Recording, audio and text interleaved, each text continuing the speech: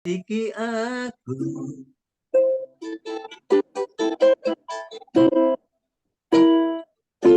lihat hatiku,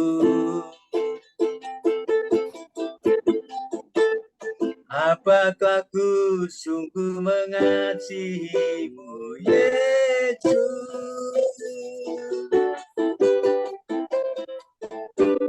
Kau yang maha tahu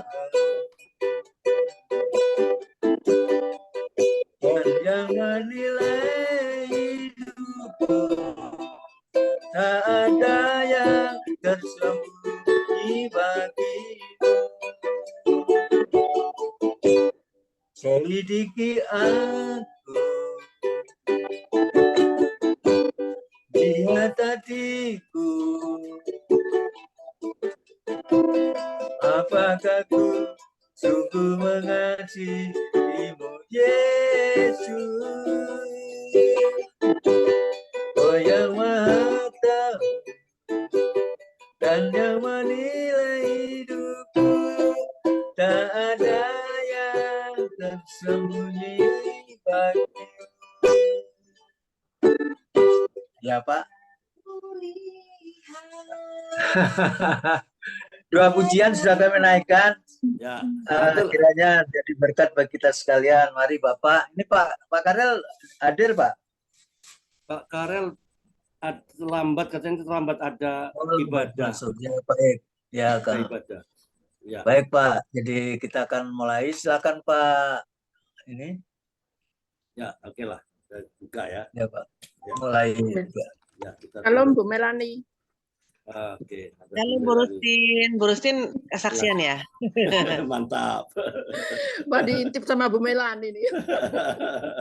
Nanti saya mau ke Surabaya loh Bu. Oh ya? Tapi tunggu saya ke Jakarta dulu baru ke Surabaya nanti. Nah, itu mau imlekannya, mau imlekannya.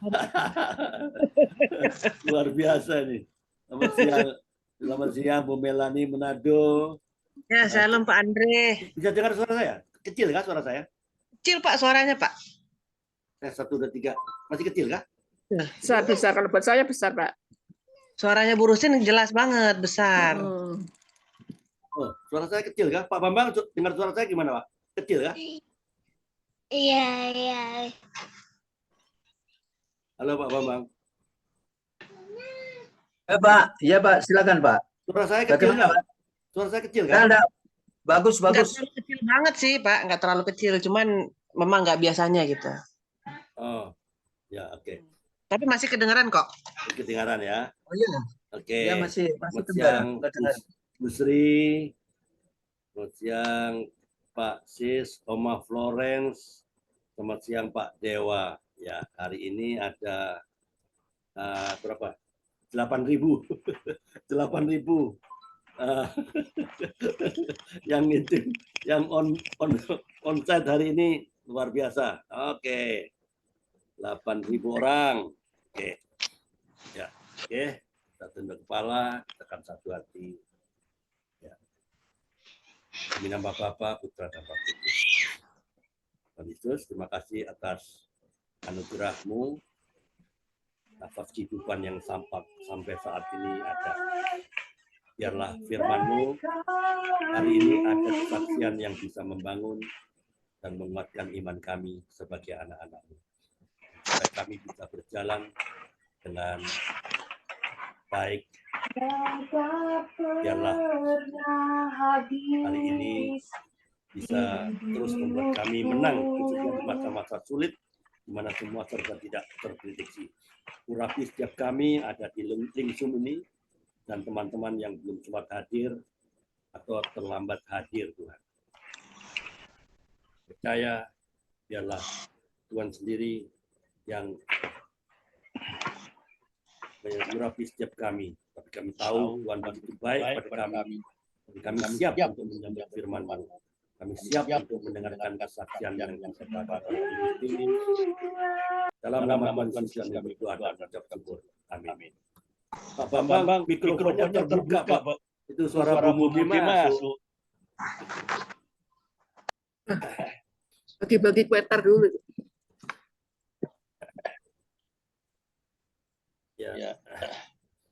Sebentar, saya cek dulu ya. Baik. Apa nggak monitor dia? Ibu Rustin.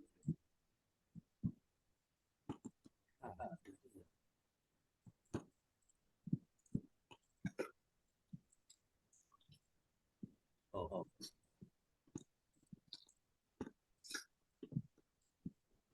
Saya sorot dulu. Ngeko Pak.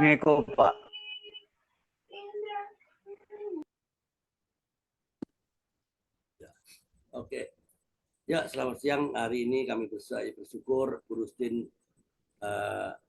bisa sempatkan hadir di Kompak siang ini untuk menyaksikan kebaikan Tuhan, menyaksikan bagaimana Tuhan bekerja lewat Bu Rustin. Oke, saya persilakan Bu Rustin.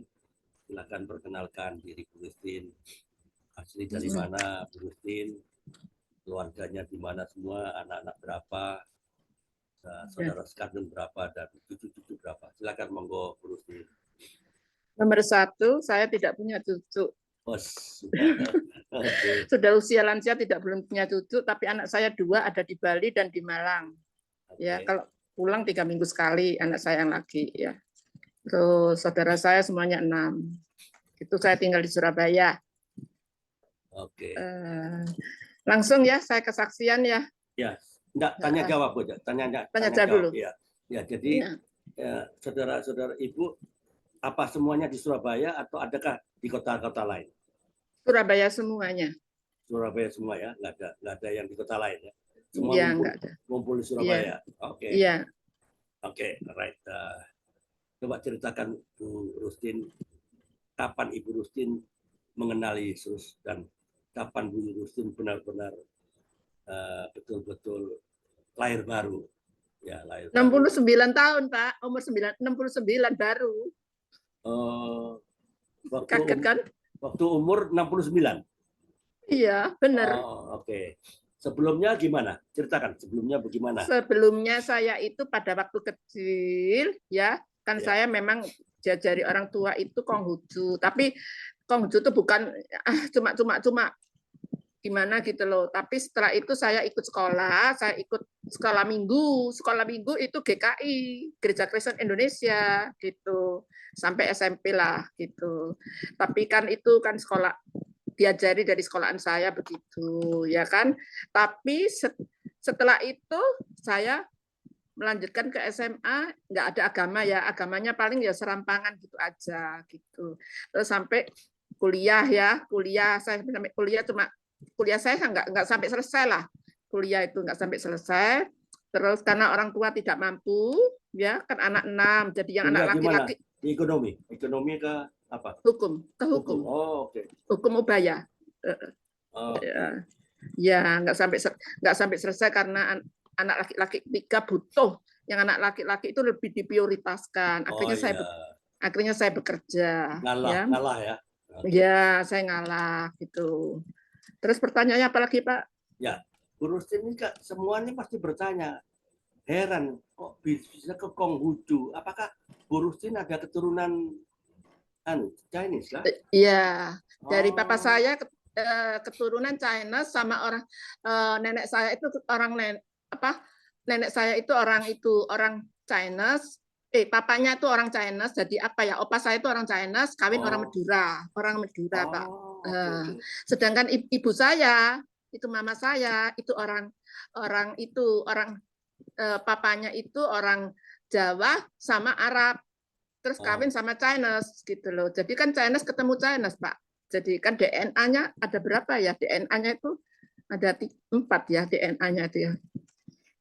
Ibu campur-campur. Ibu dari mana asli? Ibu saya dari Jawa Tengah. Jawa Tengah. Okay. Gerobokan Jawa Tengah itu Blora. Oh, ya Blora ya. Dari Blora ya, Gerobokan Purwodadi. Tapi bukan Chinese ya, bukan. Loh, mamanya Chinese. Oh, mama ibu juga Chinese ya? Iya, mama saya. Ibu nggak kelihatan ya, nggak kelihatan Chinese. Loh, Kalau saya malah seperti Chinese, Pak. Kalau saudara-saudara saya ada yang seperti Arab, ada yang seperti itu Jawa. Jadi campuran kan. Ada yang Jawa, ada yang Iya. Chinese, ada yang ya itu kan adik saya tidak ada yang pernah hadir. Kalau dia hadir pasti mereka heran kok semuanya nggak mirip. Yang mirip Chinese malah saya gitu. Pasti saya nggak lihat Ibu Rustin seperti Chinese, nggak lihat malah. Ya oke, betul-betul keluarga multi ras ya, multi ras. Iya, tapi saya nggak bisa omong Chinese. Bisanya omong Jawa sama omong bahasa Indonesia. Surabayaan ya, Iya, Surabayaan sama orang Indonesia. Jadi saya nggak ngerti. Dan orang tua saya sendiri juga nggak bisa bahasa Chinese, juga nggak bisa. Gitu. Semuanya nggak ada yang bisa gitu loh. Ada, cuman ada keturunan aja ya, tapi iya, faktor keturunan. Semuanya NKRI, amin. Oke, luar biasa. Nah, apa yang menyebabkan Ibu Rustin ini waktu umur 69 bisa lahir baru? Siapa yang mendorong atau siapa yang mengenalkan? Saya yang mengenalkan dulu itu adalah ipar saya, Pak. Ipar saya masuk ke dalam Zoom. Ya, pertama kali masuk ke dalam Zoom saya tuh enggak mengerti apa sih artinya Zoom. Ya coba aja deh kamu masuk ke situ gini. Ternyata ya ada penyembahan, terus ada bagi-bagi uang. Yang namanya manusia, Pak, di lockdown pasti saya senang lah dapat bagi-bagi uang, dapat ini. Itu saya senang, tapi saya tidak mengerti firman itu gitu loh. Tidak mengerti apa arti firman itu. Saya masih belum pelajari, cuma menyanyi, mendengarkan firman, menyanyi. Kalau cuma itu aja saya sudah mengerti dari dulu. Cuma saya KTP-an aja. Masuk telinga kanan, keluar telinga kiri gitu loh. Jadinya enggak terlalu lah, saya itu enggak terlalu gitu. Jadi kayak sepertinya KTP gitu loh, Pak. Gitu. Ya, oke. Jadi, dan keluarga saya keluarga saya juga bukan orang yang Kristen sejati. Iya. Jadi bukan. Berarti Ibu Rustin ini mengenal Yesus tuh lewat Zoom ya? Lewat Zoom. Iya, Oke. lewat Zoom. Yang ngajak Zoom itu siapa? Saudara kah? Teman kah? Pertama kali saudara ipar. Saudara ipar ya. Memang dari Kristen dia ya? Ya nggak tahu, Pak. Dia orang Kristen juga nggak tahu saya juga. Pokoknya saya diajak karena anaknya itu juga ikut jadi pendeta katanya gitu loh, ikut Zoom di situ. Ya, alright. Waktu pertama kali dengar firman Tuhan, apa yang terjadi dengan Ibu? Adakah sesuatu yang, wah, saya haus ini, saya kepingin siapa dia, Yesus ini, siapa? Coba. Ya, sebetulnya itu, saya kepingin tahu rahasia Alkitab. Saya nggak butuh ayatnya dulu, Pak. Saya kepingin apa isi di dalam Alkitab itu, perintah-perintahnya tuh apa yang saya maksud.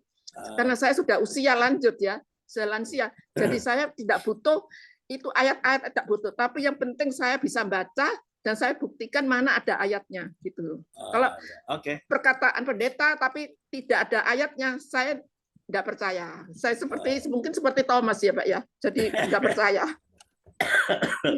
Ya. Oke, menarik sekali. Jadi saya pertama kali dengar seperti ini. Ya nggak apa-apa. Jadi bersyukur ya Bu Rustin bisa dipilih ya, Yohanes 15 ayat 16 itu ya, ayatnya itu bahwa Tuhan yang memilih, bukan kita yang memilih. Ya. Apa hilangnya? Ya, oke. Berjalannya waktu. Nah, saat ini Bu Rustin berapa? 70 berapa umurnya? Sekarang saya sudah 70, Pak.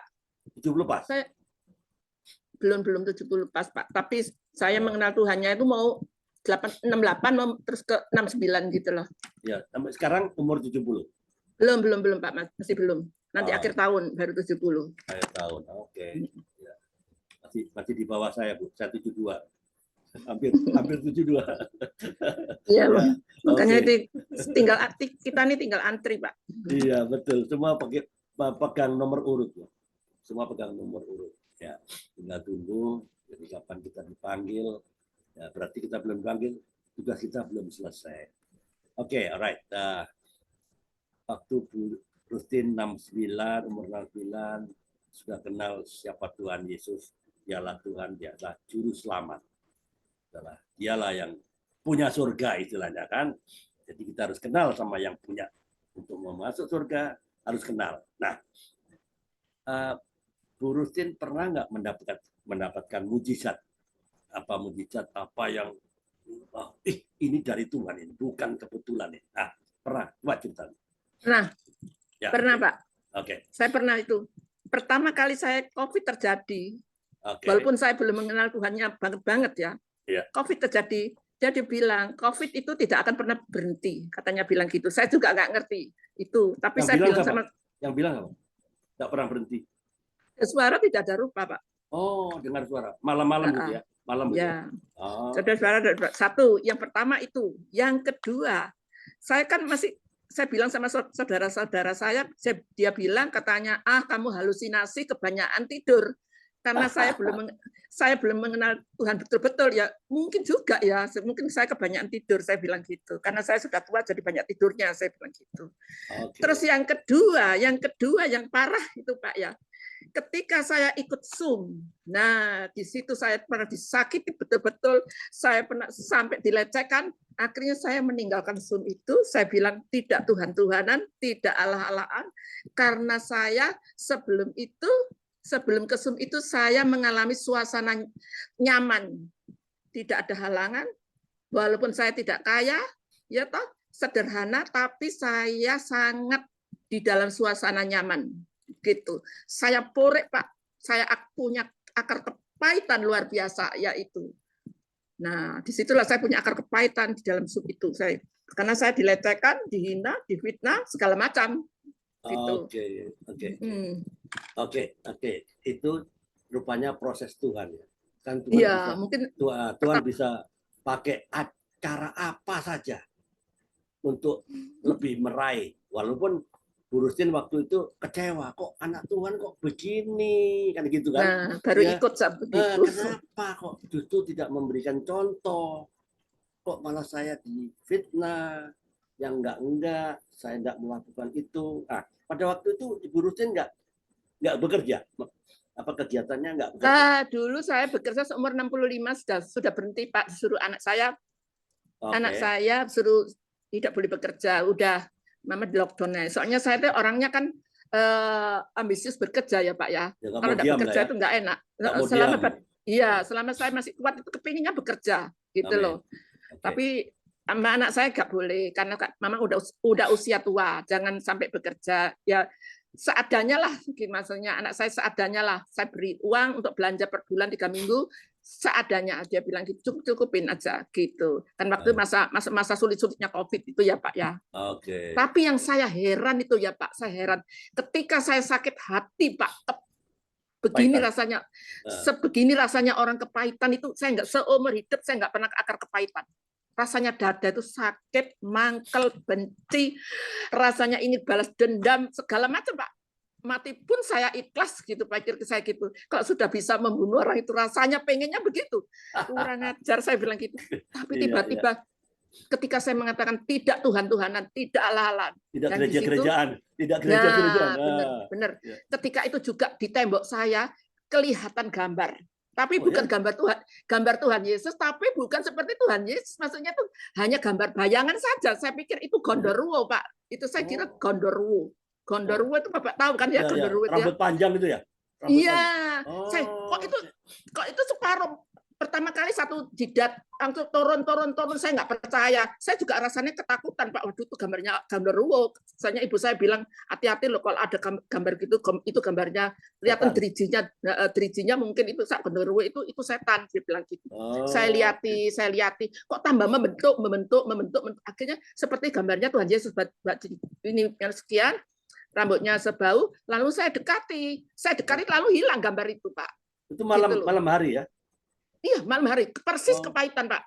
Saya kepahitan. Terus saya berdoa, setelah sebaiknya saya berdoa, saya menangis, sadar Pak itu. Saya menangis di bawah kaki Tuhan.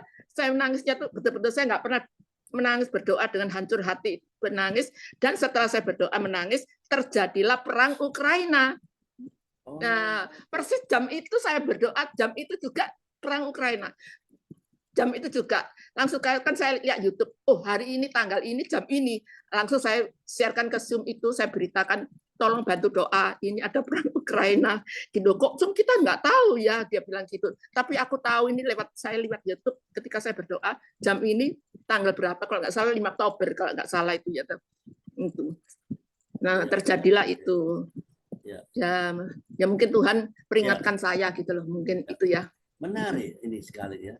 Tadinya Bu Rustin kan sombong banget, nggak usah gereja-gerejaan, nggak usah firman-firmanan, nggak usah sum-suman ya. Kok tiba-tiba Bu Rustin bisa tergerak untuk berdoa, ini aneh menurut saya.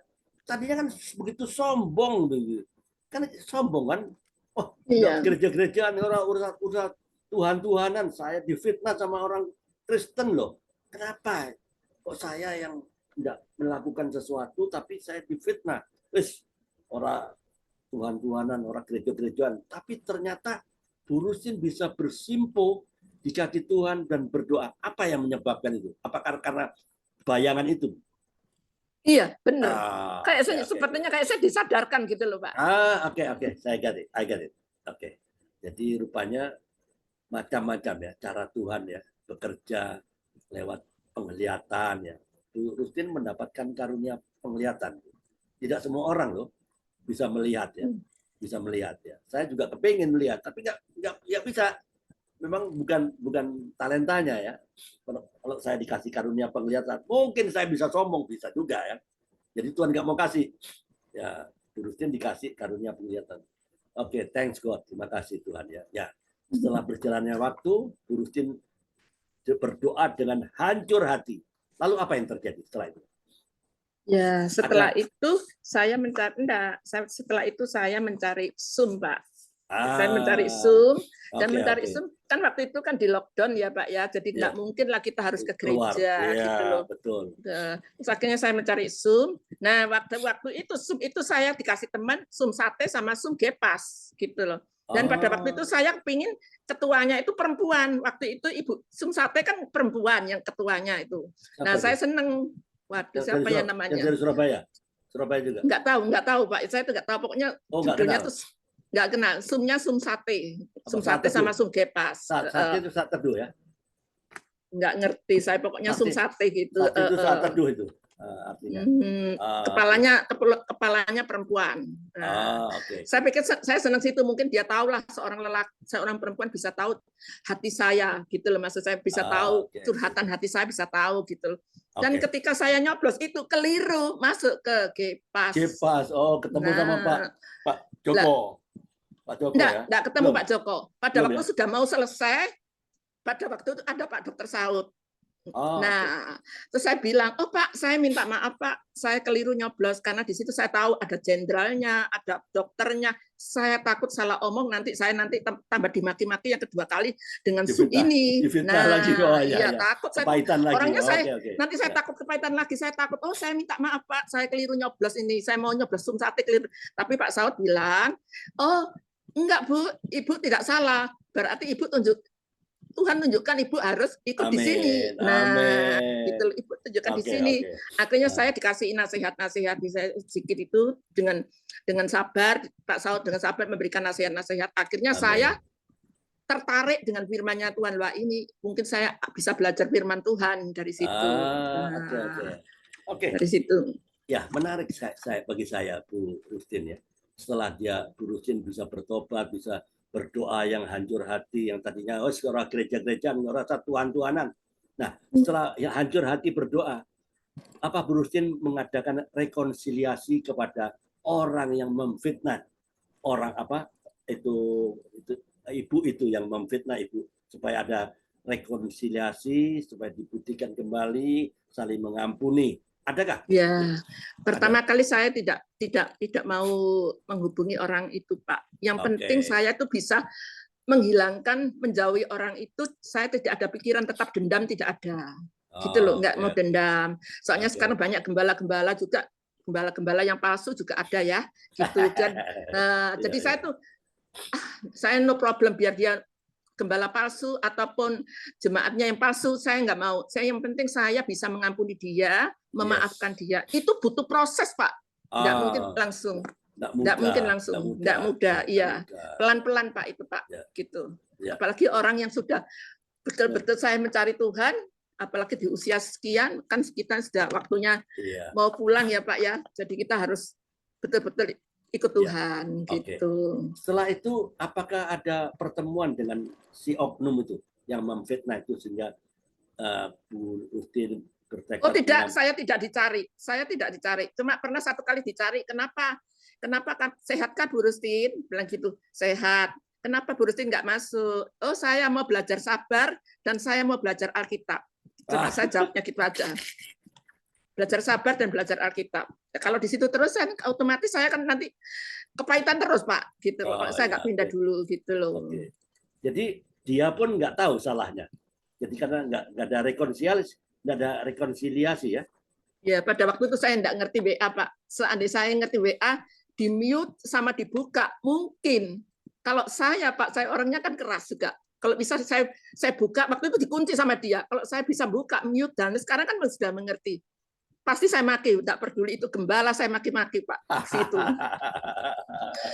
Karena saya maki, saya betul-betul saya maki urusan nanti urusan polisi itu urusan belakang, mati hidup urusan belakang. Saya tuh orangnya nekat gitu Pak. Jadi kan, tapi karena untungnya Tuhan itu kok saya nggak bisa membuka mute sama buka itu lah. Itu cara Tuhan, mungkin ya? Tuhan cara Tuhan mungkin ya. Oke.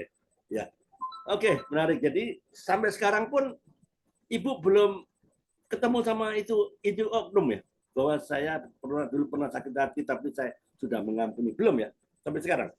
Oh, dulu pernah Pak, saya diundang makan, saya datang. Diundang makan, oke. saya datang. Tapi saya tetap tidak mau ikut Zoom-nya dia karena saya harus belajar firman Tuhan sampai ngelontok gitu loh Pak. Orang Jawa bilang ngelontok gitu loh. Oke. Gitu. Belajar yang saya rindui memang belajar firman Tuhan, Pak. Gitu loh. Iya. Dan saya tidak bukannya ya manusia pasti butuh uang lah Pak, bagi-bagi uang pasti butuh semua manusia. Siapa yang nggak butuh pasti butuh. Tapi yang saya pikir saya sudah umur sekian, masa saya ke Zoom untuk mencari uang? Saya untuk mencari Tuhan. Untuk apakah rahasia firman Tuhan? Kan kita mati juga nggak bawa uang. Saya bilang gitu. Oke. Nah, itu perjumpaan ilahi ya, mengalami Kristus antara Bu Rustin dengan sesosok gambar. Terus akhirnya berlama-lama berbentuk Tuhan Yesus. Itu pertama. Apakah ada mujizat lain mungkin mengalami seperti itu, mengalami perjumpaan ilahi dengan Tuhan Yesus? Oh ya, ada Pak. Silakan. Selama ini saya itu orangnya keras, ya toh. Terus saya ini saya jadi sabar. Biasanya saya sama anak saya Pak, orangnya keras. Kalau saya AA, gitu, saya BB, dan anak saya pun juga keras, sama kerasnya. Tapi saya berusaha menjadi orang yang sabar, mengalah terhadap anak-anak, dan saya harus menjadi contoh buat anak-anak saya dulu. Jadi kita perbarui, kalau kita tidak boleh menyalahkan anak dulu, misalnya anak itu jalannya tidak betul, tapi yang betul itu harus kita memperbaiki kita sendiri dulu. Nah, selama ini kan saya tidak memperbaiki diri sendiri, jadi saya berusaha memperbaiki sendiri, gitu. Jadi kalau anak itu misalnya marah, saya tetap katakan Tuhan tetap memberkati kamu, begitu. Oke. Ya. Terus apakah ada lagi mujizat yang lain yang pernah Bu Rustin alami sehingga Bu Rustin makin dekat relasinya? Ada lagi? Mujizatnya bukan mujizat yang dapat Pak. Mujizatnya itu diproses. Diproses Pak. Betul. Dimurnikan lah ya. Iya, diproses, bayar harga Pak. Bayar harga ya. Oke, menarik. Oke, Pak Bambang, mungkin ada yang mau bertanya Pak Bambang. Halo Pak Bambang. Pak Sis, mungkin. Halo. Ya, nggak ada yang mau net. Ya, Bu. Ya, saya sedikit bertanya Pak Pandey. Oke, silakan. Ya, Ibu, tadi saya dengarkan betapa luar biasanya Ibu mengalami suatu proses yang tidak mungkin. Saya aja kalau melihat cerita Ibu dimulai dari tahun sampai berumur 69 tahun. Luar biasa menunggu ya. Menunggu. Itu umur 69 tahun itu Ibu baru dapat cucu ya maksudnya. Tapi anak-anak sudah berumah tangga. Nggak punya cucu, belum ada cucu, Pak. Belum ada rumah tangga, Pak. Belum ada. Masih kerja semua. Oh, Belum. oh, Terlambat putranya semua. Ibu berapa? Sudah Dua. nikah semua? Belum, Pak. Sudah nikah semua? Belum Oh, menikah. Belum. oh, belum menikah. Belum ada Belum cucu, menikah. Pak. Tapi percayalah Bu, seperti kalau kita kembali ke cerita Abraham itu Pak, Bapak kita orang percaya kan bagaimana dia menunggu mendapatkan Ishak putranya umur 100 tahun. Iya, betul. Kira-kira begitu Bu ya. Nunggunya 25 Ya, tahun, umur Pak 100 Bambang ya. tahun. Nunggunya 25 tahun. Iya, Mudah-mudahan saya belum pulang, Pak. iya, iya. Tepat pada waktunya Tuhan akan berikan apa yang menjadi permohonan dan pengharapan. Terus Bu, setia dan tekun. Jangan putus-putus ya. Ya itu. Nah, pertanyaannya saya ini, bagaimana Ibu bisa bertahan sampai saat ini ya, menunggu kedatangan cucu yang dinanti-nantikan. Bagaimana proses itu bisa sampai sekarang bisa bertahan? Ya, itu yang perlu ingin saya ketahui dari Ibu, pengalaman pribadi. Silakan. Kalau sebenarnya saya sih sudah kepingin punya cucu ya Pak ya. Ya. Baik anak-anak saya sudah saya nasihati semua. Tapi zaman sekarang anak-anak itu tidak perlu dinasehati Pak. Nggak cukup dinasehati. Hanya doa yang bisa mengalahkan segala-galanya. Tapi doa itu ada yang bisa langsung dijawab, ada yang tidak langsung bisa dijawab. Tunggu waktunya Tuhan gitu. Kalau menurut saya tunggu waktunya Tuhan gitu. Oh begitu ya baik Bu ya sudah ya, terima kasih. Jadi menunggu waktu Tuhan Bu ya, itu ada proses-proses yang harus dijalani untuk dapat tepat waktu Tuhan baik Bu. Amin. Ya, terima kasih Bu. Terima Silakan. kasih Pak. Terima kasih. Saya bisa mau sampaikan sedikit. Siapa ini? Mungkin saya mau tanya sedikit Bu, siapa? Ini siapa nih? Saya tidak lihat. Wah, Bapak ini matanya sudah harus pakai kacamata itu ya. Pak Siswanto. Oh, Tuh Pak. lihat. Iya. Orang Manado aja jauh-jauh bisa kelihatan ini. Ini di Amerika kok malah enggak dengar nih ya apa sih. Pak Sis, oh ya Pak Sis. Oke. Ya. Sorry Pak Sis. Saya mau sorot dulu. Itu coba Bu Mary lama di Manado kita Bu ya, jadi kita saling tahu ya. Dia bahasa aja kita sunya enggak tahu lah. Oh, Betul. dibuka Pak. Dibuka apa? Videonya dibuka kameranya Pak. Pantes mati kameranya. Nyala Pak. Dari tadi nyala kok. Nyala kah? Walah. Oh ya oke. Nggak Oke, lihat saya langsung ke Bu Rustin ya. Terima kasih Bu. Maaf Bu, selamat siang Bu. Jadi siang, saya Pak. mungkin Ibu baru pertama kali masuk di sini, jadi saya dari tadi sebenarnya saya sudah lihat. Nggak pertama kali Pak Sis, dia sudah sering. Sudah 2 kali ya. Jadi kalau saya pertama kali, kalau yang lain mungkin sudah sering ya. Jadi saya lama memang beberapa ini kurang mengikuti kompak ya, karena kesibukan di gereja juga. Jadi saya kalau lihat Bu Rustin tadi dari awal saya sudah bisa sebenarnya baca temperamennya ya. Bukan saya bisa ngeramal. Saya lihat wajahnya Bu Rustin sama wajahnya Bu Melani, bisa saya tahu, oh Bu Melani gini orangnya, ya. Oh Bu Rustin seperti ini. Bukan saya tukang ramal, tapi dari wajah saya lihat Ibu Rustin begitu mempunyai sifat temperamen yang keras, ya, baik terhadap orang lain maupun terhadap keluarga juga. Saya kira sebenarnya bukan jaminan Bu ya. Wajah itu bukan jaminan, tapi hati yang sudah Tuhan ajarkan buat kita. Jadi saya kira kalau Ibu cerita banyak tadi tentang kehidupan Ibu, saya sendiri sebenarnya sudah tahu dan sering juga pernah menghadapi hal-hal seperti itu di mana orang mengadu gitu loh. Mengadu seperti hal kehidupan. Jadi ada orang yang selalu mencemoohkan tapi Ibu pengikut Tuhan yang ibu andalkan Tuhan sehingga Amin. segala sesuatu yang ibu hadapi itu boleh berjalan dengan baik. Saya kira itu rencana Tuhan, Bu ya. Apapun kita. Saya kadang-kadang melakukan sesuatu keinginan saya begini, tapi kalau Tuhan belum berkehendak, saya pikir suatu saat Tuhan akan mendengarkan.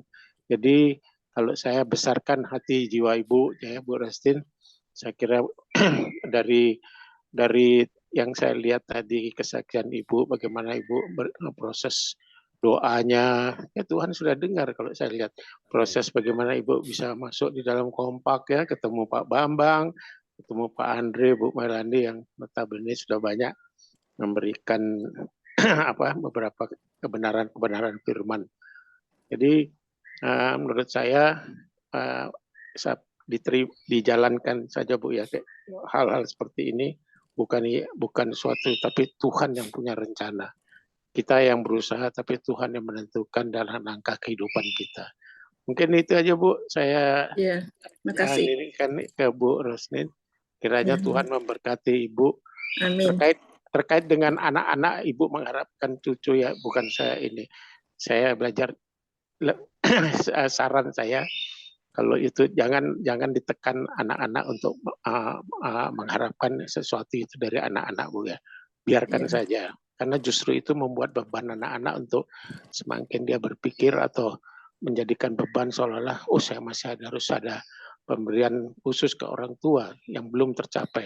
Dan akhirnya membuat fisik anak itu akan berpengaruh. Ya. Ini secara ini ya, biarkan aja Bu, Tuhan yang punya rencana. Biarkan itu berjalan ya. Suatu saat Tuhan punya rencana yang terbaik, semua akan dilengkapi. Jadi janganlah kita setiap hari, kapan seperti contoh ya, mungkin mudah-mudahan tidak dilaksanakan. Contoh, kapan sih kamu mau punya ini, Oma ini sudah rindu. Kapan sih kamu enggak periksa ke dokter. Nah, itu membuat beban anak nggak bagus Bu ya. Jadi biarkan aja Bu. Biarkan aja, itu rencana Tuhan, itu rencana yang Tuhan nanti atur. Percaya kalau selama kita terus meminta dan mohon, doa ya, bawa dalam doa, yang intinya kan yang penting rumah tangganya mereka tuh akur ya, diberikan kesehatan, diberikan ini, segala sesuatunya tuh pasti akan terpenuhi. Saya kira itu Bu Rustin. Tuhan Yesus memberkati. Terima kasih Pak Sistanto. Tapi anaknya Bu Rustin kan belum keluarga kan? Belum. Laki perempuan, laki sama perempuan. Belum ada yang berkeluarga Pak Sis. Iya, belum ada. Malah rencana yang perempuan ini mau ke Dubai Pak. Gitu itu belum, masih wanita karir semua. Ya. Oh, masih wanita karir. Belum ada. Tapi usianya sudah ini Bu. Sudah banyak usianya. Satu yang kerja di Panasonic, yang satunya mau ke Dubai. Katanya di sini, waduh. Orang-orang karir semua itu Bu ya. Iya, itu ya, berkarir. Masih berkarir. Soalnya habis jatuh Pak hancur dia, apa yang dia kerjakan selama kena pandemi ini dia hancur semuanya gitu, sampai barang-barangnya sudah enggak karu-karuan ditaruh di rumah itu semua. Udah saya juga merasakan kasihan juga ya, mungkin dari dosa saya, mungkin saya pikir ini dosa saya mungkin sampai terjadi seperti ini. Jadi saya sekarang sebagai pendoa bagi anak-anak saya. Amin. Saya pikir itu tugas Ibu ya sekarang, jadi dalam artian, maaf ya kalau belum, saya pikir sudah berumah tangga. Kalau belum berumah tangga pun juga sebenarnya tidak usah dianukan Bu ya. Yang penting dia diberi support, diberi semangat ya. Yang penting dibuat jangan sampai anak itu minder, dalam artian kita kan tidak tahu Bu ya. Kadang-kadang bukan putra-putri Ibu aja banyak Bu, orang kalau dilihat di gereja saya tuh banyak. Dalam kadang-kadang kita mau menyampaikan tuh sesuatu kok artinya berat ya, paling dipakai guyon pun kadang-kadang buat mereka belum tentu dia bisa terima kan gitu Bu ya. Tapi kadang-kadang pelayanannya begitu besar lah buat gereja gitu. Mungkin itu Bu Rustin. Oke. Makasih Tuhan berkati. Makasih Pak Sis. Oke. Pertanyaan saya terakhir Bu Rustin.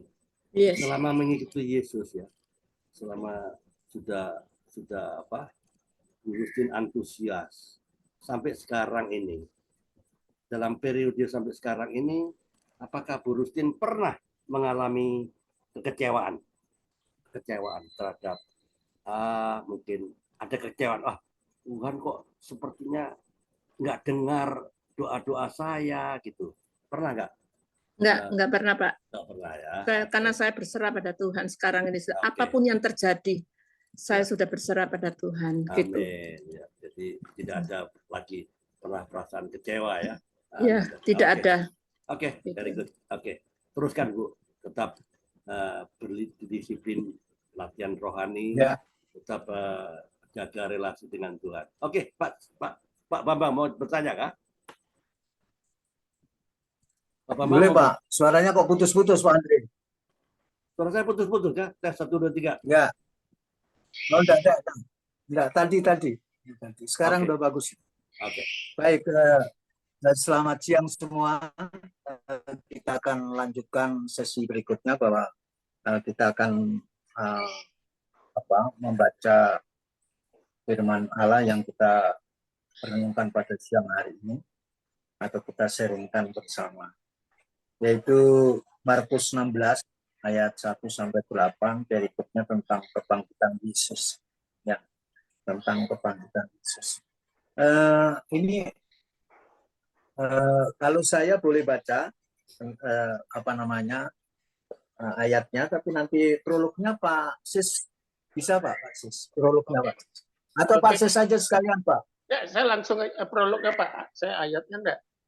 Saya enggak ini. Enggak Alkitab saya ketinggalan. Oh ya, jadi nanti Pak Sis ya, prolognya ya. Siap. Ya, saya yang bermanfaat. Oke. Ya, baik.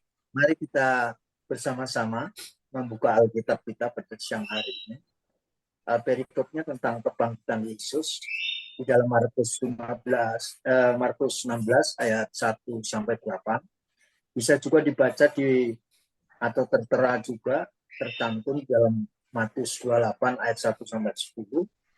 Kemudian Lukas 24 ayat 1-12 dan Yohanes 20 1-10. Markus 16 ayat 1-8. Setelah lewat hari Sabat, Maria Magdalena dan Maria ibu Yakobus serta Salome membeli rempah-rempah untuk pergi ke kubur dan meminyaki Yesus.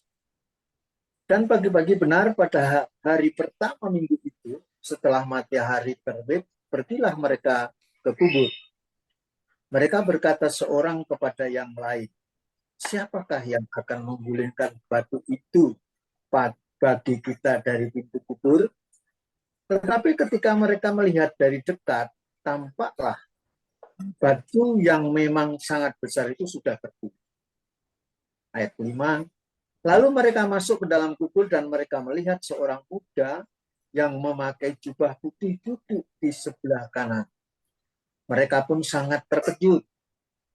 Tetapi orang muda itu berkata kepada mereka, jangan takut. Kamu mencari Yesus orang Nazaret yang disalibkan itu. Ia telah bangkit. Ia tidak ada di sini. Lihat, inilah tempat mereka membaringkan dia. Tetapi sekarang pergilah, katakanlah kepada murid-muridnya dan kepada Petrus. Ia mendahului kamu ke Galilea. Ia mendahului kamu ke Galilea. Di sana kamu akan melihat dia seperti yang sudah dikatakannya kepada kamu. Lalu mereka keluar dan lari meninggalkan kubur itu, sebab gentar dan dahsyat menimpa mereka. Mereka tidak mengatakan apa-apa kepada siapapun juga karena dengan singkat mereka sampaikan semua pesan itu kepada Petrus dan teman-temannya. Sesudah itu, Yesus sendiri dengan perantaraan murid-muridnya memberitakan dari timur ke barat berita yang kudus dan tak terbinasakan tentang keselamatan yang kekal itu. Baik Pak. Yes, prolognya. Terima kasih Pak. Terima kasih. Saya lanjut. Terima kasih. Saya lanjut ke perikop kita siang hari ini yang kita ambil dalam pendalamannya berjudul hanya murid sejati yang mengetahui rahasia gurunya. Renungnya demikian. Di dalam renungan hari ini kepada kita disuguhkan berita bahwa hal-hal rahasia hanya diberitahukan kepada murid-murid sejati. Itulah sebabnya kita perlu dimuridkan agar mengetahui hal-hal yang rahasia tentang kerajaan Allah. Dalam peristiwa yang diceritakan, murid-murid ketakutan melihat kubur Yesus yang kosong. Maka kata malaikat kepada Maria Magdalena, "Jangan takut, kamu mencari Yesus orang Nazaret yang disalibkan itu. Ia telah bangkit, ia tidak ada di sini. Lihatlah, inilah tempat mereka membaringkan dia. Tetapi sekarang pergilah, katakanlah kepada murid-muridnya dan kepada Petrus. Ia mendahului kamu ke Galilea, di sana kamu akan melihat dia, seperti yang sudah dikatakannya kepada kamu." Setelah para murid dikuatkan, mereka berani memberitakan Injil. Yohanes, Markus menulis dengan singkat, mereka sampaikan semua pesan itu kepada Petrus dan teman-temannya. Sesudah itu Yesus sendiri dengan perantaran murid-muridnya memberitakan dari timur ke barat berita yang kudus tak terbinasakan tentang keselamatan yang kekal itu. Inilah ketaatan seorang murid sejati. Siapapun yang bukan murid Kristus sejati, meskipun beragama Kristen, akan takut untuk memberitakan Injil. Demikian berikutnya, Pak. Terima kasih Pak Siswanto, Tuhan memberkati. Prolog sudah dibacakan dan kita bersama telah mendengarkannya. Baiklah, kiranya sebelum kita dibagi masuk room dengan Pak Andre, saya akan sedikit memberikan sesuatu apa yang menurut saya di dalam Markus 16 ini. Mati, kematian.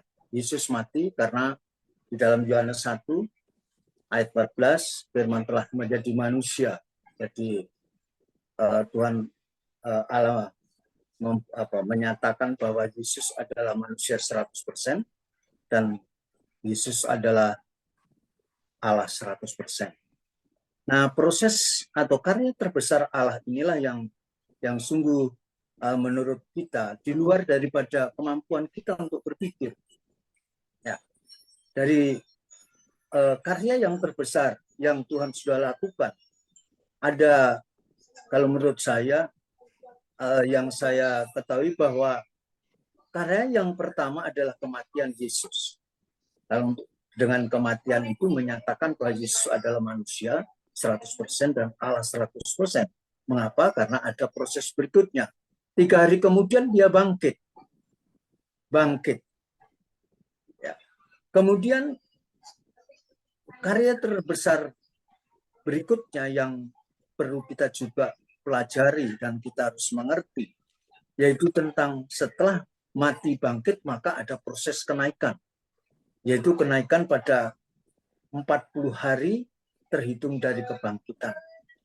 Jadi mati, bangkit 3 hari bangkit dari kematiannya, kemudian 40 hari kenaikannya, kemudian proses berikut karya terbesar Allah yaitu hari Pentakosta, yaitu Penta 50 hari turunnya Roh Kudus, dan kemudian yang kita tunggu-tunggu dan kita nantikan adalah proses di mana Tuhan akan datang kedua kali, yang tentu kita tidak tahu kapan akan terjadi. Itu yang tahu adalah Allah itu sendiri. Anak pun, Yesus pun tidak tahu ya akan kedatangan yang kedua kali Tuhan yang kita harus persiapkan hidup kita. Itu kira-kira yang perlu saya sedikit sampaikan.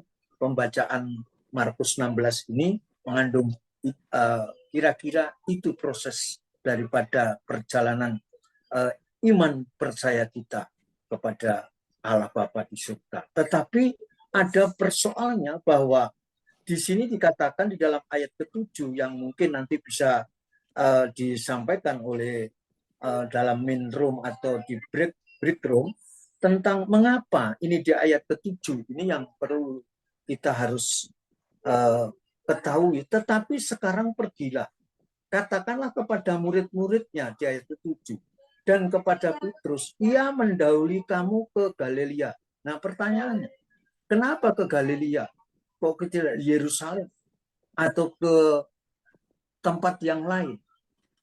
Nah ini yang mungkin menjadi satu pertanyaan bagi kita. Baik, itu Pak Andre yang bisa saya sampaikan sebelum Terima kasih. silakan Pak. Kita akan dalamin lagi di breakout room ya. Sebelum kita masuk breakout room, ya saya mengucapkan terima kasih terhadap Bu Rustin ya, yang sudah membagikan, yang sudah sharing kesaksian, yang memberkati kita semua ya, di mana Bu Rustin itu mengikut Tuhan, diproses Tuhan, ternyata tidak mudah. Dan saya tangkap ini, saya mau pesan, saya sampaikan sedikit ya, apa yang rema yang saya dapatkan dari kesaksian Bu Rustin ya.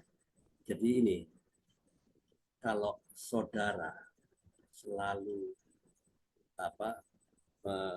menyakiti orang, menjahati orang, dan orang itu berdoa mengampuni saudara dan meminta Tuhan untuk memberkati saudara, maka orang itu akan selalu ada di atas saudara. Perhatikan. Apa contohnya? Alkitab sudah memberikan contoh. Lihat, Yusuf dijahatin sama kakak-kakaknya, saudara-saudaranya, tapi Yusuf selalu mengucapkan berkat sama kakak-kakaknya, memberkati kakak-kakaknya. Yusuf mengampuni kakak-kakaknya, dan Tuhan angkat Yusuf jauh di atas kakak-kakaknya. Yusuf menjadi orang nomor 2 di Mesir. Mau contoh siapa lagi? Oke, saya tunjukkan. Daud. Daud itu dijahatin sama Saul. Ya, disingkirin, difitnah. Bahkan Daud itu tidak dibunuh loh oleh Saul. Daud tetap mengasihi Saul. Bahkan Daud mengucapkan berkat, memberkati Saul, dan minta Tuhan memberkati Saul, maka Tuhan angkat Daud di atas Saul. Tuhan angkat Daud di atas Saul. Makanya jangan heran jika orang yang kita benci seringkali dia justru ada di atas kita. Sampai kita bilang, udah dijahatin, gua udah sakitin, gua udah fitnah, gua udah ngomong yang buruk tentang dia kepada pimpinan. Kok makin maju dia? Tunggu tanggal mainnya. Karena apa yang ditabur orang, maka itu juga akan dituainya. Itu yang saya tangkap dari kesaksian Bu Rustin. Makasih Bu Rustin sudah membagikan sharing kesaksian yang menguatkan kita semua ya, terutama saya. Saya tangkapnya ini.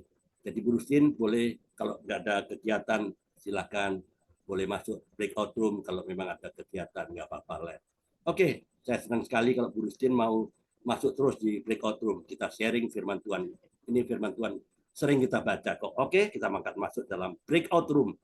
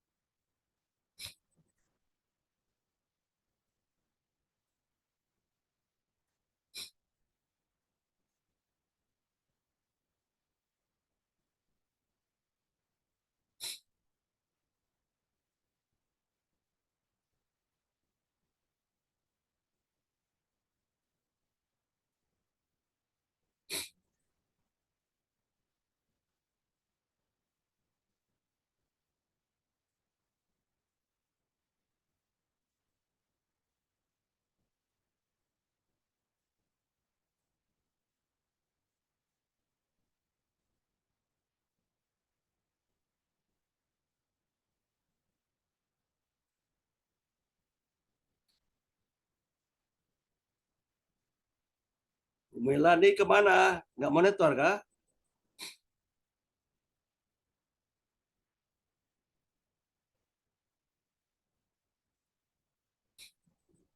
Halo, Bu Maksi. Nggak monitor kah? Belum masuk. Bu Melani sama Bu Sri.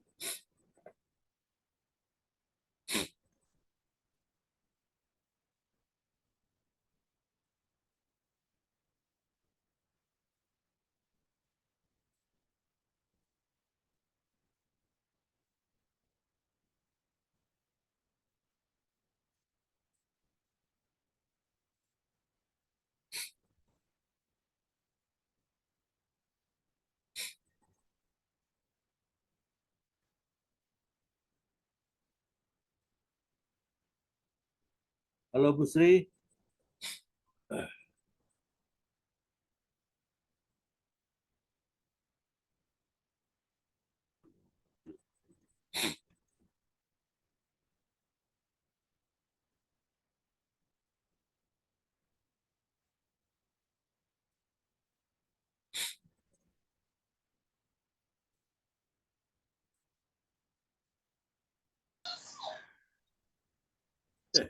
Udah balik semua. Bu Melani kenapa terpental kan tadi?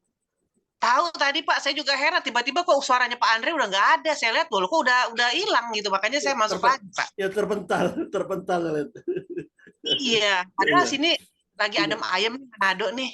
Iya, Gitu. oke. Makanya keluar tuh terpental sinyal kali. Ya. Iya, oke. makanya saya masuk lagi, terus masuk ke room 1 akhirnya Pak. Oh ya, oke. Jadi sudah Iya. cukup waktunya atau kurang kah waktu ya? Tadi saya kurang Pak, saya belum memberikan belum Iya. lagi memberikan. Belum kah? Oh, iya. Belum. Ya. Berapa Kurang, orang yang Pak, belum? kalau Berapa orang yang belum? Iya. Berapa orang yang belum? Cuman Bu Melani aja yang belum ya? Iya. Iya. Oh, iya. Ya, Jadi- room 2 gimana Pak Siswanto? Sudah semua kah?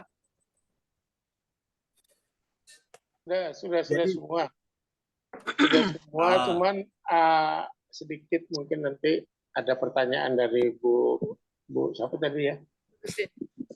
Bu Ristin ya. Bu Rustin. Ya, nanti ada pertanyaan sedikit Bu Ristin. Oke, Mungkin bagus. Pak Bambang atau Pak Andre bisa menjelaskan. iya, Tapi nggak sebagian sedikit sudah disampaikan oleh Pak Dewa tadi, jadi nanti Oh, mungkin iya. kurang lebihnya akan Iya. dijelaskan. Oke, boleh. Bu Melani, kalau mau menyampaikan silakan, nggak apa-apa. Silakan, monggo. Di sini saya sih cuma hanya untuk menambah sedikit aja bahwa di situ kan tertulis bahwa mengenai Yesus bangkit ya, yang Yesus bangkit dari Iya, kubur, kebangkitan.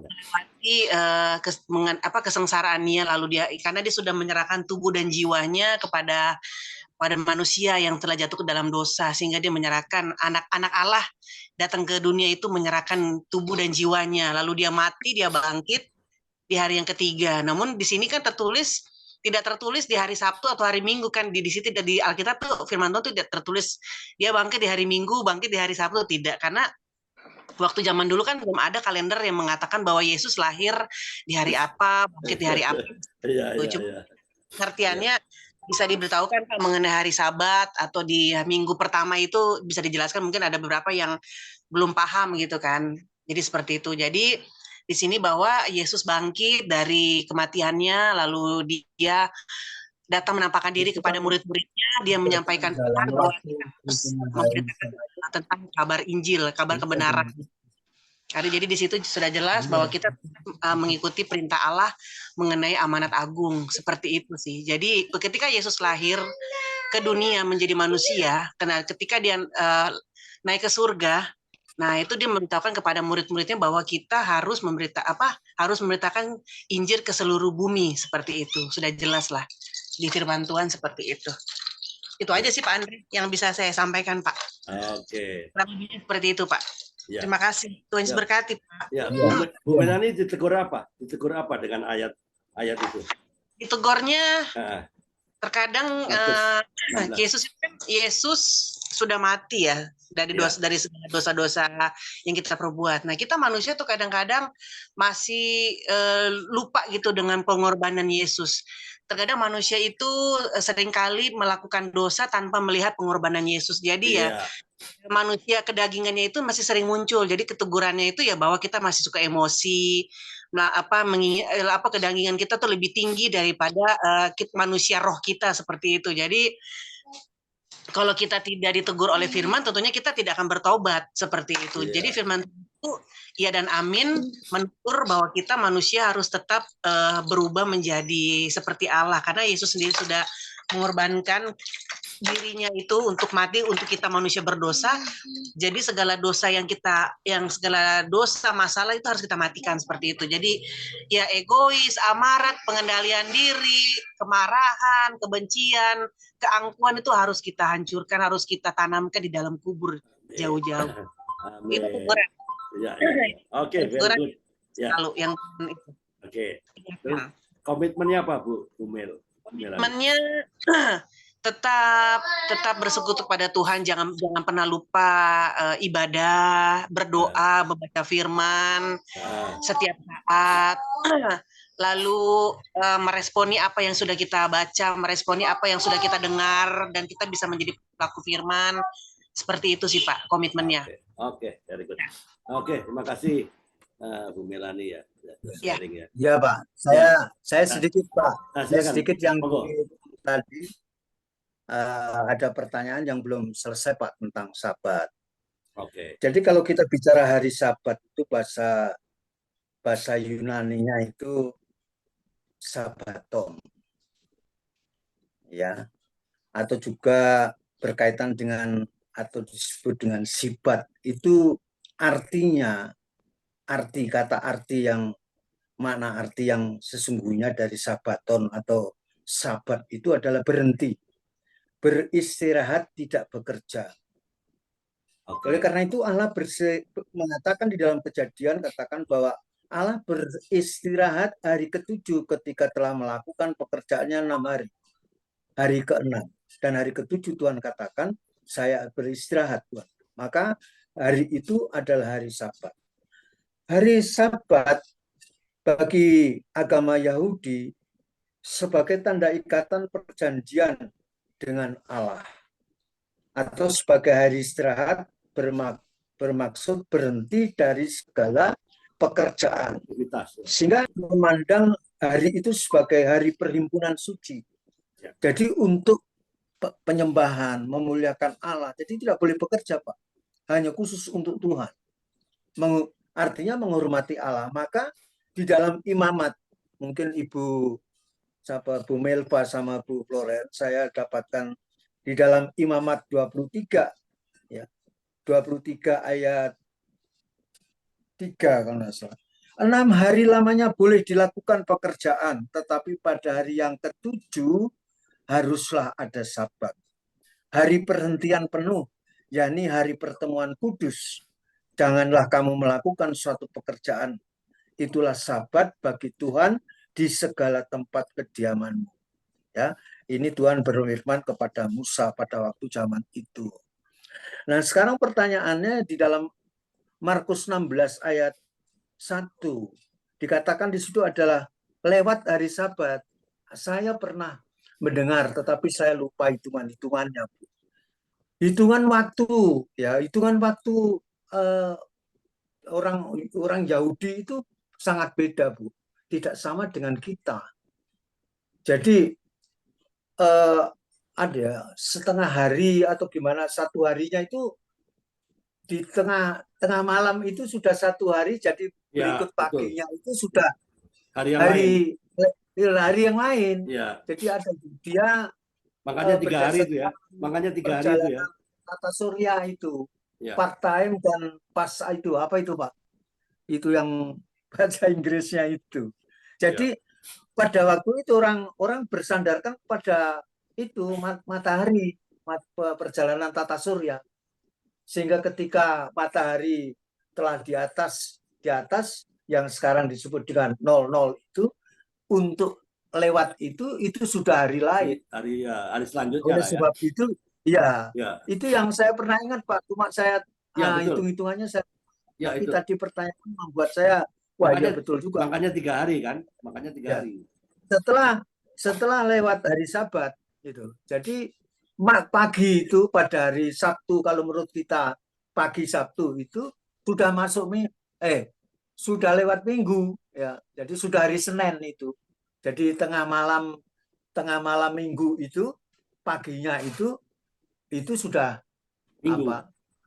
Sudah ini Pak, Senin menurut kalender dia. Tapi untuk kalender kita, maka di sini ditulis setelah lewat hari Sabat.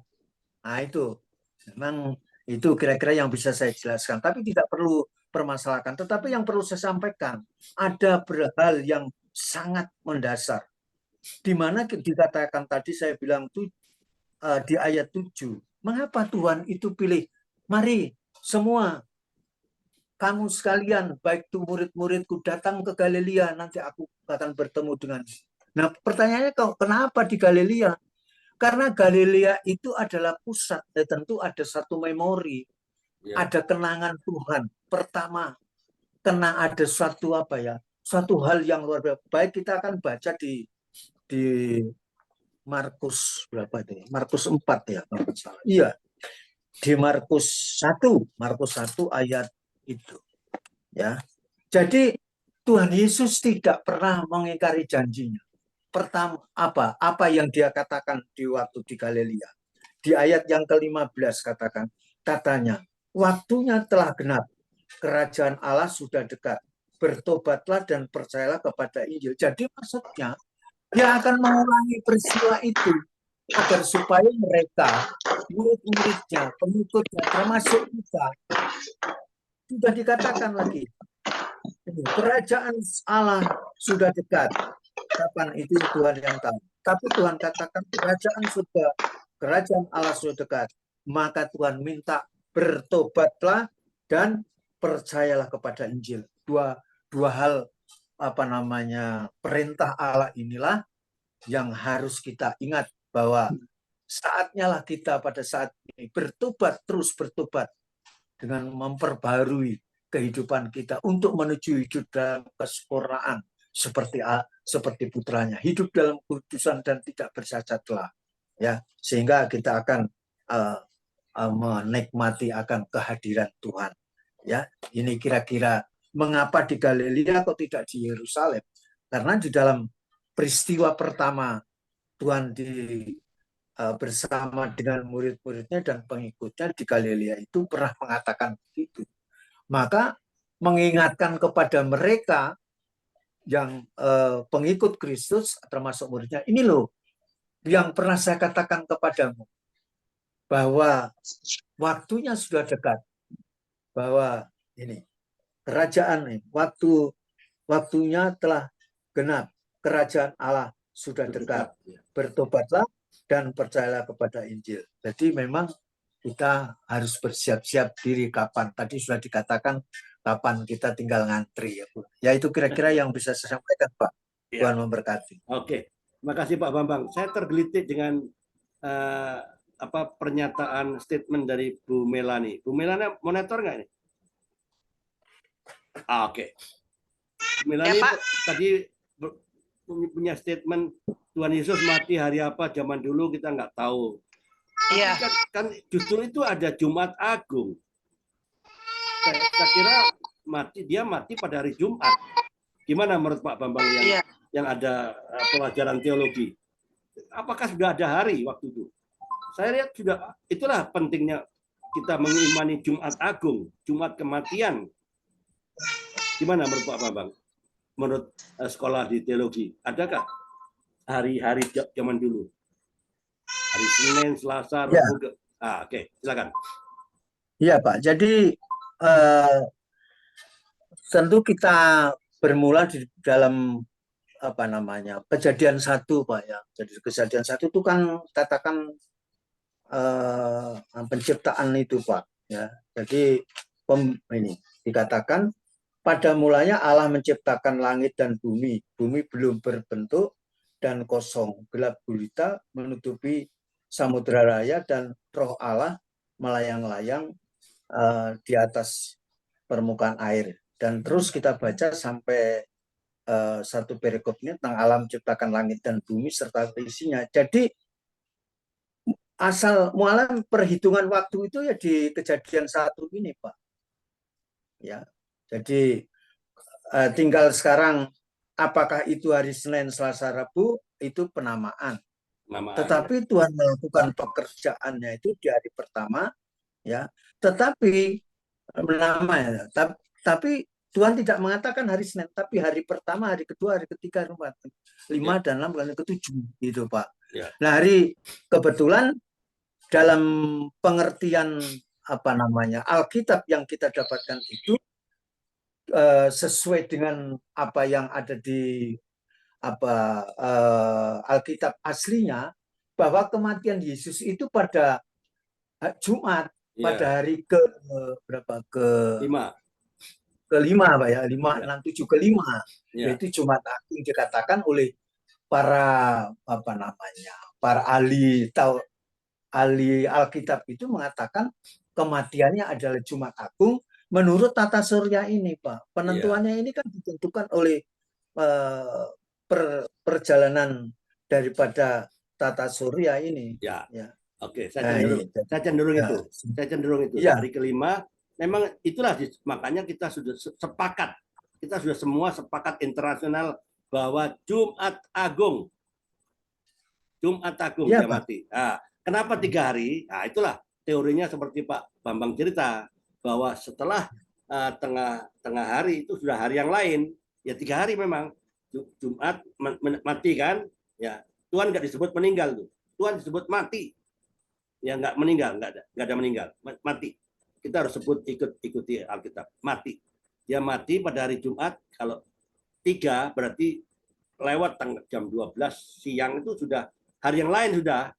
Nah, Sabtu sudah hari yang lain, Sabtu, Minggu, terus Sabtu yang sudah siang hari lebih itu sudah 2. Jadi betul Minggu memang jatuhnya pada hari ketiga seperti apa yang Pak Bambang dapatkan di sekolah. Ya itu saya setuju, benar. Jadi hari ketiga adalah hari kebangkitan, hari Tuhan, bukan hari Sabtu, bukan hari Minggu.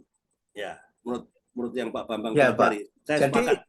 Berarti hari Minggu itu hari Minggu itu hari Sabat, Pak. Iya, hari Sabat. Dipastikan hari Minggu bukan Sabtu, bukan Sabtu. Hari Sabat.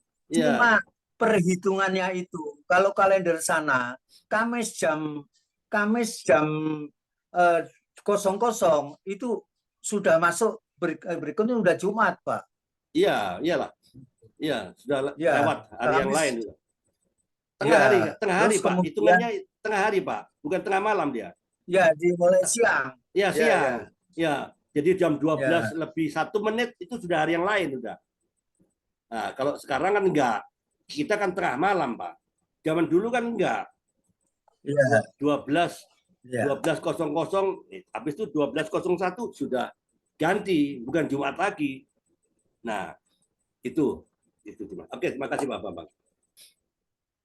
Oke, ada lagi yang mau menanyakan?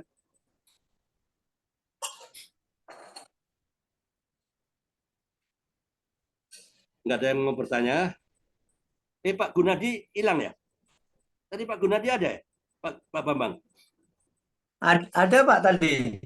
Hilang. Apa sempat sharing dia? Ya. Sempat sharing nggak? Nah, ini Pak Dewa Fortuna. Pak Dewa Fortuna. Pak Gunadi sempat sharing nggak, Pak? Oh, enggak masuk di link saya, Pak. Oh, enggak masuk ya? Oh, di tempatnya Pak Sis dulu. Halo Pak Sis? Enggak ada Pak Sis. Oh, Sisnya keluar, Pak, nggak ada. Oh, Pak Sis keluar. Oke. Ya. Saya mau sharing, boleh nggak? Oh ya, boleh Bu. Monggo Bu. Tapi saya ini di luar tema ya Pak, dari pembacaan ini ya, enggak apa-apa ya? Iya, enggak apa-apa. Di luar tema. Nggak apa-apa. Soalnya saya nggak mengerti yang dimaksud baptis Roh Kudus itu apa? Begitu loh maksud saya itu. Terus tujuannya apa baptis Roh Kudus itu? Apakah bisa masuk kerajaan surga kalau tidak dibaptis Roh Kudus? 3 pertanyaan itu aja, Pak. Saya nggak ngerti soal baptis Roh Kudus. Kalau baptis selam saya mengerti. Oke. Monggo Pak Bambang. Bambang dari sekolah ini. Karena ini di luar tema, Pak. Ya nggak apa-apa Bu. Tenang aja Bu. Ya, baik. Baptisan air sudah kita ketahui bahwa Yohanes Pembaptis itu membaptis dengan air. Maka waktu itu Yohanes katakan bahwa engkau akan apa? Tidak dengan baptisan air saja, tetapi juga nanti Yesus Kristus yang akan membaptis dengan Roh Kudus itu. Ya. Jadi pengertian daripada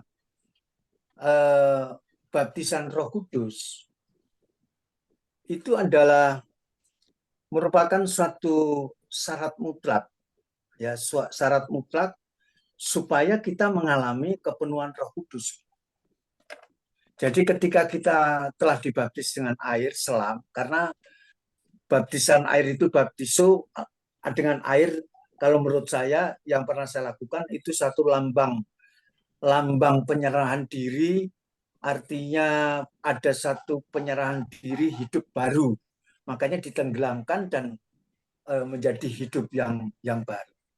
Tetapi baptisan Roh Kudus ini juga harus namanya Roh Kudus, baptisan oleh Roh Allah itu sendiri. Jadi kita harus mengalami secara pribadi dengan Allah, karena ini adalah Roh Kudus, yaitu Roh Allah itu. Ya. Jadi kalau seseorang tidak tidak menerima itu baptisan kudus, artinya di dalam seseorang itu, maka tidak mungkin akan mengalami kepenuhan Roh Kudus, tidak mungkin. Sedangkan hidup kita itu dipimpin oleh Roh Kudus. Ya, nanti akan saya sampaikan Ibu tentang baptisan air itu di kisah 2, ya. Kisah 2 ayat 36 sampai 38. Nanti akan saya jelaskan. Tetapi khusus untuk pertanyaan baptisan Roh Kudus ini merupakan syarat mutlak supaya mengalami kepenuhan Roh Kudus. Ya. Karena Roh Kudus inilah yang menjadi kekuatan kita, seperti yang dikatakan di dalam Kisah 1 ayat 8, ketika engkau mendapatkan Roh Kudus, maka engkau akan diberikan kekuatan. Nah, bagaimana untuk kita dapat karunia Roh Kudus itu ada di Kisah 2 itu, Bu. Mari kita baca di Kisah 2, ya. Kisah 2 ini pengertian tentang baptisan Roh Kudus. Mari kita baca di dalam Kisah 2 itu. Itulah ya, Kisah 2 ya, mulai ayat yang ke 36. Jadi seluruh kaum Israel harus tahu dengan pasti bahwa Allah telah membuat Yesus yang kamu salibkan itu menjadi Tuhan dan Kristus. Ayat 7, ketika mereka mendengar hal itu, hati mereka sangat terharu.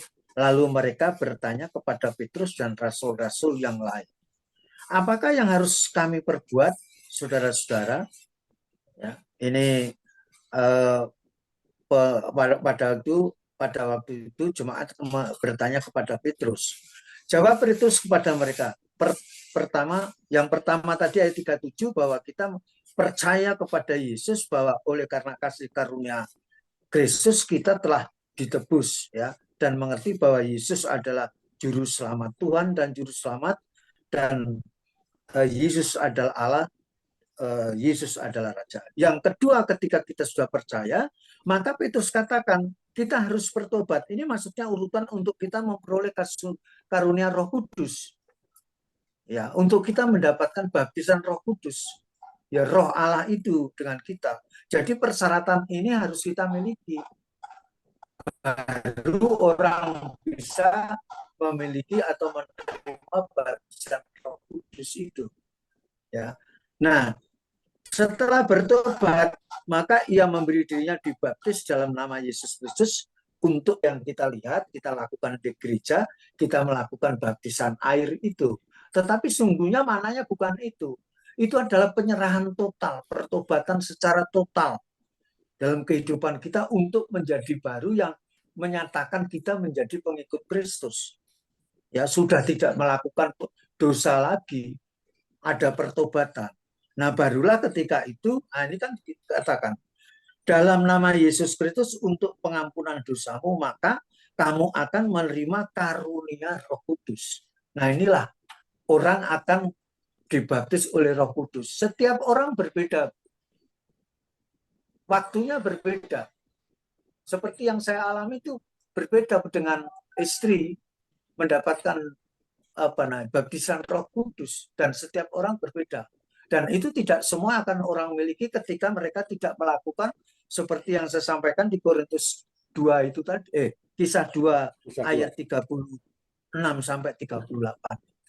Nah, dan itu pernyataan Yesus juga di dalam Alkitab Perjanjian Baru katakan bahwa kita adalah era di zaman Roh Kudus, ya. Karena Tuhan katakan engkau tidak akan menjadi yatim piatu, ya, karena Tuhan sudah mati dan bangkit. Ada terkaitannya, Bu. Jadi kematian, kebangkitan, dan Tuhan katakan saya akan naik. Ya, tapi kamu jangan khawatir, jangan gelisah hatimu. Di Yohanes 14 ayat 1-6, karena hanya Yesus adalah jalan kebenaran dan hidup. Jangan gelisah hatimu. Aku akan memberikan penolong yang lain, yaitu Roh Kudus. Ya, itu kira-kira seperti Bu. Itu yang bisa sampaikan, Bu, tentang bagaimana pengertian baptisan Roh Kudus menurut saya. Terima kasih, Tuhan memberkati, Pak Andri.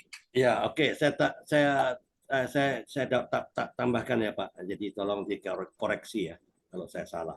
Gini, Bu, saya mau sederhanakan lah, yang dari Pak Bambang itu bukannya salah. Nah, saya mau lebih sederhanakan supaya gampang dicerna ya. Gini, baptisan Roh Kudus ini adalah konsep dalam agama Kristen lah ya. Bukan hanya konsep, sebenarnya memang Roh Kudus sudah dicurahkan kepada para rasul dan termasuk kepada kita juga. Ini sebenarnya apa? Pengalaman rohani di mana seseorang dianggap sudah menerima kehadiran dan kuasa Roh Kudus. Nah, ini dia. Ini adalah sebagai suatu apa? Tindakan atau pengalaman di mana kita bisa diberkati, diilhami, dan itulah Roh Kudus mengisi hidup kita. Ya, seringkali dalam konteks kehidupan rohani kita ya. Ini bisa terjadi melalui apa? Melalui doa, melalui pengalaman-pengalaman pribadi yang seperti yang diceritakan oleh Bu Rustin, yang kesaksian. Itu kan Roh Kudus yang bekerja. Itu Roh Kudus yang bekerja. Ya. Nah, sekarang pertanyaan kedua yang dari Bu Rustin. Kalau nggak menerima baptisan Roh Kudus, apa nggak bisa masuk surga? Nah, itu bagus juga pertanyaannya. Nah, gini, saya berpendapat gini, ya, tolong dikoreksi saya. Baptisan untuk seseorang menerima baptisan Roh Kudus itu untuk masuk surga. Enggak, Alkitab nggak cerita itu, ya. Tapi Roh Kudus itu adalah bagian penting dari pengalaman kita mendapat keselamatan. Ya, itu menjadi tanda juga dari keselamatan kita juga. Ya, jadi pandangan yang menekankan bahwa keselamatan itu kan tergantung pada iman di dalam Yesus Kristus sebagai Tuhan dan Juru Selamat. Nah, baptisan Roh Kudus ya mungkin bukan persyaratan mutlak, tapi harusnya kalau kita dipenuhi, kita sudah lahir baru, itu otomatis Roh Kudus itu masuk. Contohnya, saya yang tadinya pemalu, takut, suruh berdoa, nggak berani, itu kan Roh Kudus yang bekerja. Kan bukan saya. Itu sebenarnya Roh Kudus. Mungkin orang nggak merasa. Nah, itulah Roh Kudus bekerja. Tadinya saya penakut, pemalu, ya, suruh mimpin Zoom apalagi. Bukan kualifikasi saya lah. Tapi itulah yang mengubah saya. Nah, inilah kita harus hidup. Jadi jaga relasi kita, hubungan pribadi dengan Kristus, ya, dan hidup sesuai dengan ajarannya. Itu Roh Kudus tetap ada di dalam kita.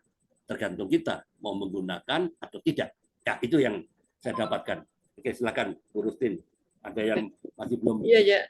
Ya. Saya mengerti, Pak. Mulai dari pertama sih mengerti ya. Ya. Cuma yang dimaksud itu baptis Roh Kudus itu kan kita mendapat kuasa dengan bahasa roh ya. Apakah itu ada hubungannya kita mendapatkan bahasa roh? Ya, salah satunya. Ya. Salah satunya, bukan satu-satunya, Bu. Bukan satu-satunya. Iya. Ya. Itu termasuk salah satu daripada karunia Roh Kudus itu. Iya. Bahasa roh itu salah satu. Jadi nggak semuanya ya, Pak, ya, itu karunia aja ya. Ya, dengan lewat Roh Kudus maka nanti kita akan diberikan karunia itu. Apakah kita bisa berbahasa bisa di ayat di Efesus itu, seperti apa ya, bernubuat, kemudian apa, nanti saya bacakan itu di Korintus juga kalau tidak salah, itu juga tentang bahasa roh itu. Jadi setiap orang memiliki kasih karunia roh yang berbeda-beda. Ada yang memiliki kuasa untuk penyembuhan, Ya, kemudian ada kuasa untuk apa ya, penglihatan. ya, penglihatan, ya, Ya. banyak itu. Saya Tidak pernah sama, membaca itu. tidak semua Ya. sama. Mengajar ya, itu, betul. ya, mengajar juga itu salah satu dari karunia, satu karunia roh. Tetapi kalau Ibu bicara tentang bahasa roh, memang yang kita apa namanya, yang kita komunikasi kita, kalau Ibu dengan saya bahasa verbal ini ngomong begini, tapi kalau Ibu dengan Allah kan harus bahasa roh, kan enggak mungkin bahasa Ibu, ya, karena memang bahasa roh itu haruslah dimengerti oleh yang memiliki bahasa roh itu dengan Allah itu sendiri. Ada juga hati-hati, Bu.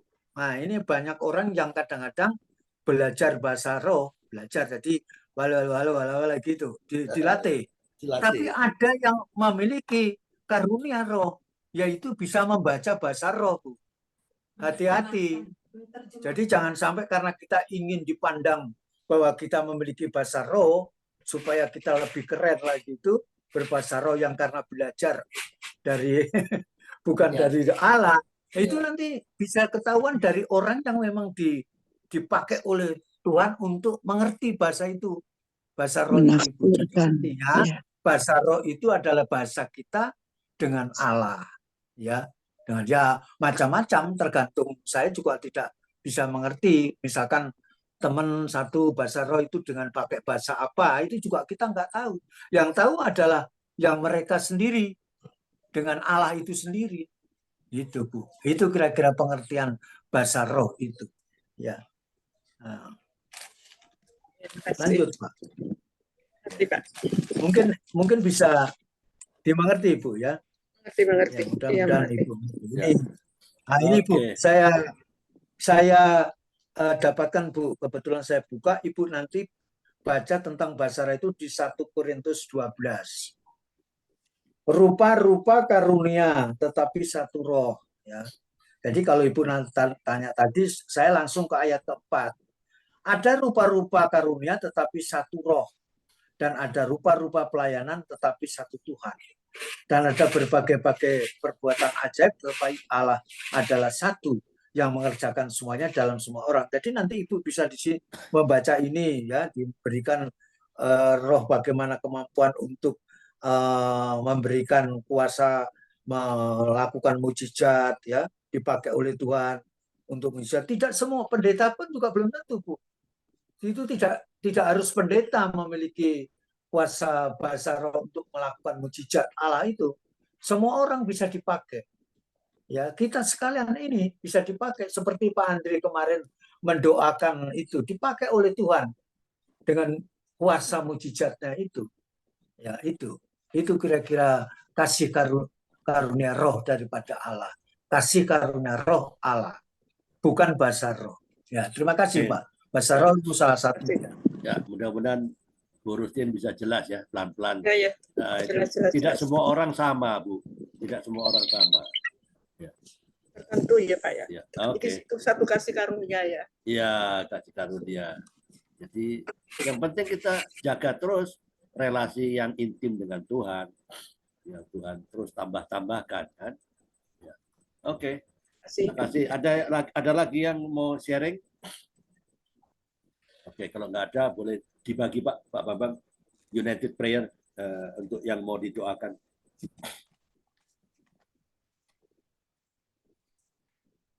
Ya, baik Bapak Ibu yang diberkati Tuhan, dalam Zoom ini tinggal 1, 2, 3, 4, 5, 6 orang, Pak. Ya, ada Bu Oma Floren, Ibu Melani Manado, Pak Dewa Fortuna, Kristen Idawati, Pak Andri, dan saya sendiri. Dan inilah tiba saatnya kita akan mengakhiri, yaitu di sesi yang keempat, bahwa kita akan ada unity prayer. Jadi siapa yang ingin didoakan, silakan eh, eh, siapa dan apa masalahnya boleh disampaikan, nanti kita akan doakan bersama-sama.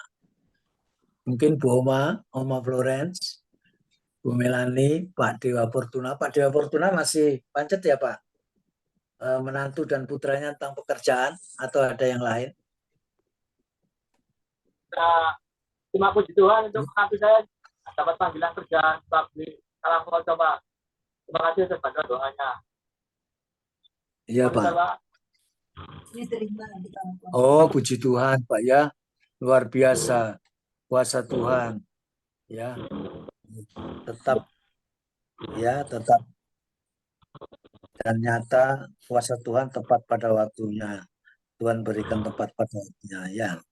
Mungkin yang lain, kalau tidak ada yang ada Pak, ada. Saya minta anak saya yang perempuan, kalau memang kehendak Tuhan, bisa dia, kalau memang kehendak Tuhan biarlah dia bisa kerja di Dubai, kalau tidak ya jangan gitu loh Pak. Jadi kita serahkan pada Tuhan. Dan kedua, supaya anak itu mengenal Tuhan gitu. Supaya anak saya itu belum mengenal Tuhan Pak, masih agak ateis Pak, masih jadi benar-benar mengenal Tuhan. Ini doa saya juga. Ateis Pak, dia bilang tidak ada Tuhan. Wow. Itu makanya doa saya itu sangat berat Pak gitu. Saya sendiri baru mengenal kita itu mendoakan anak. Baik Ibu Rosindawati, mohon doanya putranya yang ada rencana untuk di Dubai, biarlah kehendak Tuhan yang jadi. Kemudian yang lebih penting daripada itu, mengenal Tuhan Yesus untuk keselamatan. Takut akan Tuhan, ya. Takut akan Tuhan. Baik. Untuk yang lain mungkin silakan Bu, Bapak. Bu, kalau tidak ada, jadi satu aja Ibu Ristin Idawati untuk kita sama-sama doakan. Baik Pak Andre, kita nanti yang tutup doa saya minta Pak Andre tutup doa, nanti Ibu Melani mendoakan Ibu Ristin Idawati, putranya yang sementara untuk rencana kerja di Dubai, dan mohon Tuhan agar supaya putranya mengenal Tuhan. Ya, itu Bu Melani. Silakan Ibu. Nanti Pak Andre tutup doa dan berkat Pak.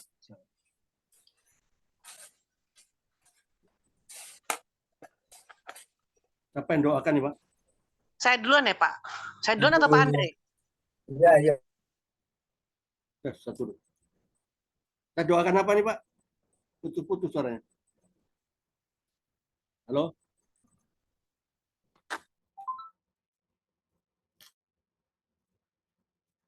Halo, tes satu.